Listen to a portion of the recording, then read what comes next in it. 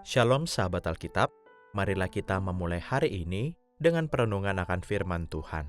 Bacaan Alkitab kita pada hari ini diambil dari kitab Yesaya pasalnya yang ke-35 ayat 1 sampai dengan ayat yang ke-10. Padang gurun dan tanah kering akan bergirang, padang belantara akan bersorak-sorak dan berbunga. Seperti bunga mawar ia akan berbunga lebat, bersorak-sorak, ya bersorak-sorak dan bersorak-sorai. Kemuliaan Libanon akan diberikan kepadanya, juga semarak Karmel dan Saron. Ya, mereka akan melihat kemuliaan Tuhan, semarak Allah kita.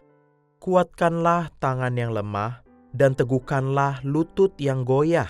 Katakanlah kepada orang-orang yang tawar hati, kuatkan hatimu, janganlah takut.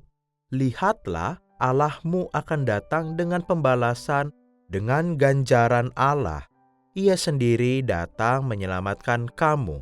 Pada waktu itu, mata orang buta akan dicelikkan dan telinga orang tuli akan dibuka. Pada waktu itu, orang timpang akan melompat-lompat seperti rusa, dan mulut orang bisu akan bersorak-sorai. Sebab mata air memancar di padang gurun, dan sungai di padang belantara.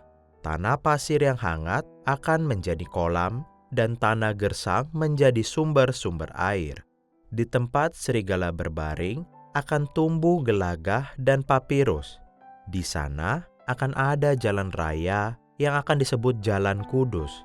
Orang yang tidak tahir tidak akan melintasinya. Jalan itu tersedia bagi umatnya, para penggembara, dan orang bodoh pun tidak akan tersesat di atasnya.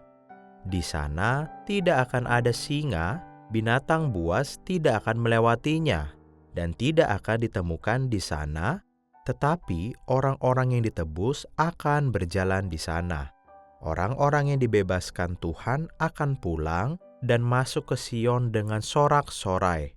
Sukacita abadi akan menjadi mahkota mereka. Kegembiraan dan sukacita akan memenuhi mereka, duka dan keluh kesah menjauh.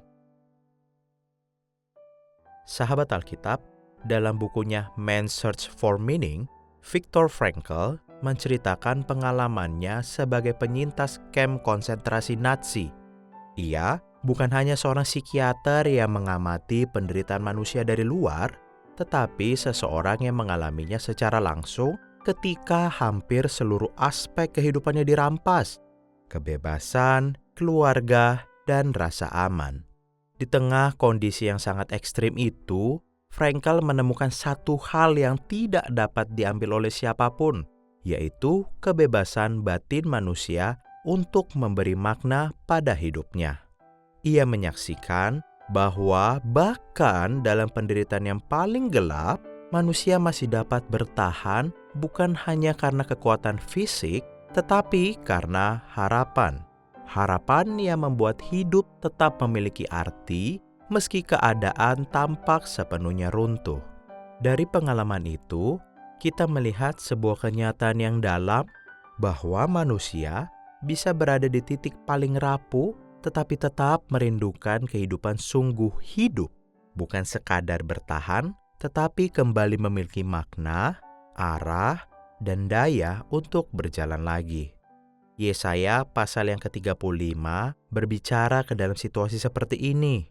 Pasal ini lahir di tengah umat yang hidup dalam tekanan, ketidakpastian, dan pengalaman kehilangan stabilitas, baik secara sosial, politik, maupun spiritual.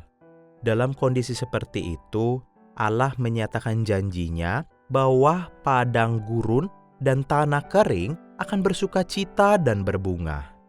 Tentu ini bukan sekadar metafora keindahan alam, tetapi tanda bahwa Allah mampu menghadirkan kehidupan di tempat yang paling mustahil. Namun lebih dari itu, pemulihan di sini bukan hanya perubahan keadaan luar. Allah tidak hanya mengubah keadaan di luar, tetapi juga menguatkan manusia dari dalam. Tangan yang lemah dikuatkan, lutut yang goyah diteguhkan, dan hati yang takut dikuatkan. Ia menghidupkan kembali kemampuan manusia untuk berharap, melangkah, dan percaya. Bahkan dikatakan bahwa Allah membuka jalan kudus, jalan kehidupan baru bagi mereka yang ditebus. Sahabat Alkitab, penderitaan yang berlangsung lama seringkali membuat cara kita memandang hidup menjadi menyempit hingga kita hanya tertuju pada besarnya masalah yang sedang dihadapi.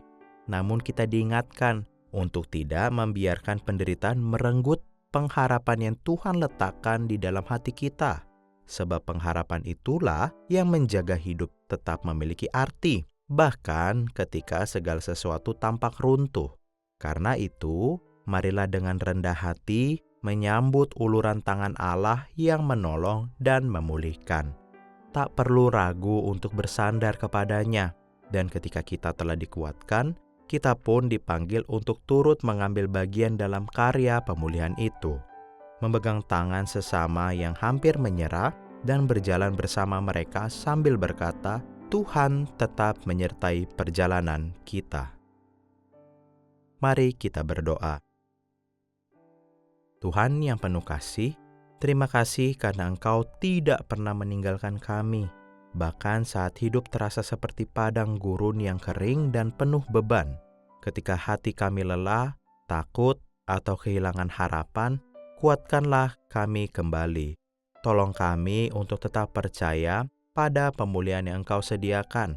Mampukan kami juga menjadi tangan yang menolong dan menguatkan sesama yang sedang bergumul. Amin.